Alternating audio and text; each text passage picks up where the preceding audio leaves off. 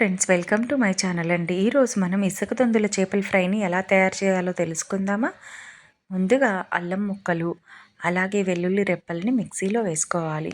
వేసుకున్న తర్వాత చక్కగా మిక్సీ పట్టుకోవాలి. చూస్తున్నారు కదా అండి, ఈ విధంగా మిక్సీ పెట్టుకొని పక్కన పెట్టుకోవాలి. ఇప్పుడు చూడండి, ముందుగా వాష్ చేసి పెట్టిన చేపలు ఉన్నాయి కదండి. చూడండి, ఇంత క్లీన్గానే వాష్ చేసుకోవాలి. నేనైతే 5 టైమ్స్ వాష్ చేశానండి. ఇప్పుడు ఒక టేబుల్ స్పూన్ కారం, అలాగే ఒక హాఫ్ టేబుల్ స్పూన్ పసుపు, అలాగే అల్లం వెల్లుల్లి పేస్ట్ ముందుగా మిక్సీ పట్టుకొని పక్కన పెట్టుకున్నాం కదండి, ఆ పేస్ట్ని కూడా వేసుకొని, అలాగే కొంచెం సాల్ట్ ఇప్పుడు వేసుకున్న తర్వాత లాస్ట్లో చూసుకొని ఒకసారి మనం కావాలంటే ఇంకొంచెం వేసుకోవచ్చు. చూడండి, ఇప్పుడు మనం చక్కగా కలుపుకోవాలండి ఈ మిశ్రమాన్ని మొత్తం ముక్కలకు పట్టేలాగా.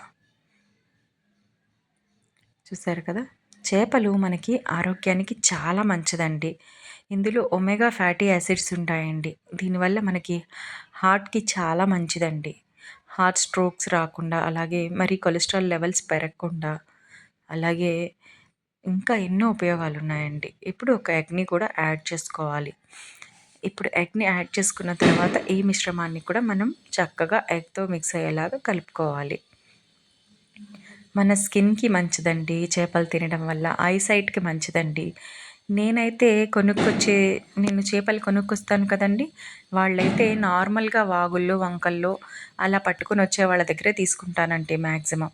ఎందుకంటేనండి, పెంచే వాటిల్లో కూడా ఏవో మందులు వేస్తున్నారు, దానా అవి ఇవి అని ఏదేవో వేస్తున్నారు కదా.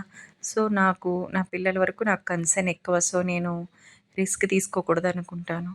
అలాగే ఇప్పుడు 3 టేబుల్ స్పూన్ కార్న్‌ఫ్లోర్ కూడా వేసానండి. ఇది చక్కగా మిక్స్ చేసుకోవాలి. అలాగే చూడండి, ఇప్పుడు మళ్ళీ ముక్కలకు పట్టేలాగా మొత్తం మిక్స్ చేసుకోవాలి. చూడండి, చక్కగా కలుపుకొని మిక్స్ చేసుకోవాలి.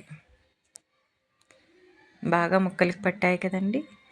చేపలు మన ఐసైట్కి కూడా మంచిదండి, అలాగే మన చర్మానికి. ఇప్పుడు మనం పచ్చిమిర్చి చీలికలని, అలాగే కొంచెం కొత్తిమీర, కొంచెం కరివేపాకును కూడా యాడ్ చేసుకోవాలండి. ఈ విధంగా యాడ్ చేసుకొని మళ్ళీ ఇంకొకసారి చక్కగా కలుపుకోవాలి. ఎంత నీట్గా మనం మిక్స్ చేసుకున్నాం అనే దాన్ని బట్టి మన ఫ్రై ఉంటుందండి. చూడండి, ఈ విధంగా మిక్స్ చేసుకున్నాం. ఇప్పుడు దీన్ని మొత్తం ఇప్పుడు ఒక బౌల్లోకి మనం షిఫ్ట్ చేసుకుంటాము. ఎందుకంటే అండి, ఇది కొంతసేపు ఫ్రిడ్జ్లో ఉంటేనే తొందరగా కుక్ అవుతుందండి. నానాలి కదండి, మనం వేసిన మసాలాలన్నీ ఆ ముక్కకు పట్టాలి కదా. సో మనం ఇప్పుడు మొత్తం ఒక బౌల్లోకి తీసుకొని ఒక ప్లేట్ పెట్టేసి చక్కగా ఒక 2 అవర్స్ ఆర్ 3 అవర్స్ మనం ఫ్రిడ్జ్లో పెట్టుకోవాలండి. చూడండి, మొత్తం ఇప్పుడు నేను బౌల్కి ట్రాన్స్ఫర్ చేశాను.